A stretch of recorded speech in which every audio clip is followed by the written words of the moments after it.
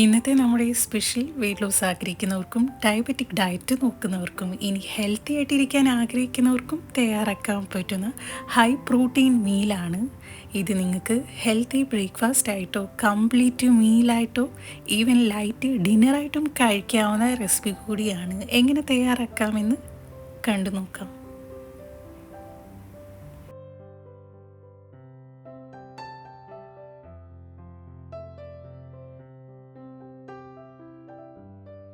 ഇത് തയ്യാറാക്കാനായിട്ട് ചൂടായി വന്ന പാനിലേക്ക് അല്പം ഓയിൽ ഒഴിച്ച് കുറച്ച് ഗാർലിക് ചോപ്പ് ചെയ്തതും ഒനിയനൂടെ ചേർത്ത് കൊടുക്കാം. മസാലയ്ക്ക് ആവശ്യമായ മഞ്ഞൾപ്പൊടിയും കുറച്ച് ചില്ലി ഫ്ലേക്സിൽ കാശ്മീരി മുളക് പൊടി മിക്സ് ചെയ്തെടുത്തിട്ടുണ്ട്.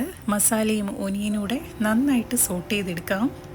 നമ്മുടെ മീലിന് ഹൈ പ്രോട്ടീൻ കിട്ടാനായിട്ട് 90% വേവിച്ചെടുത്ത വെള്ളക്കടല കൂടെ ചേർത്ത് കൊടുക്കാം. വെള്ളക്കടലയ്ക്ക് പകരം നിങ്ങൾക്ക് ചുമന്ന കടല ഉണ്ടെങ്കിൽ അതും ചേർത്ത് കൊടുക്കാം. നല്ലൊരു ഫ്ലേവർ കിട്ടാനായിട്ട് കുറച്ച് കറി ലീവ്സ് കൂടെ ചേർത്ത് കൊടുക്കുന്നുണ്ട്. നമ്മുടെ മീൽ കുറച്ചുകൂടെ ഹെൽത്തി ആക്കാൻ ഒരു ചെറിയ കൈപ്പിടി മുരിങ്ങയില കൂടെ ചേർത്ത് കൊടുക്കാം.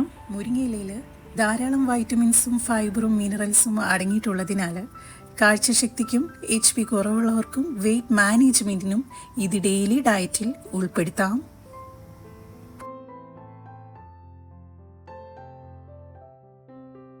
പാകത്തിനൊപ്പം ഹെൽത്തി ഫാറ്റ്സിന് ആവശ്യമായ 2 ടേബിൾ സ്പൂൺ തേങ്ങ ചിരകിയതൂടെ ചേർത്ത് കൊടുക്കാം.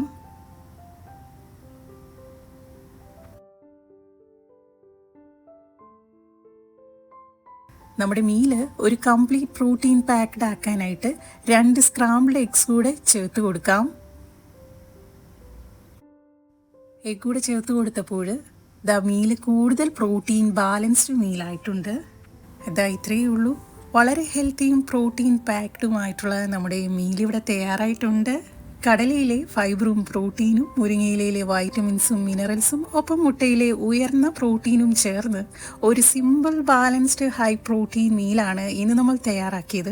വെയിറ്റ് ലോസ് ചെയ്യുന്നവർക്കും ഒപ്പം ഹെൽത്തി ഡയറ്റൊക്കെ നോക്കുന്നവർക്കും ട്രൈ ചെയ്യാൻ പറ്റുന്ന റെസിപ്പി കൂടിയാണ്.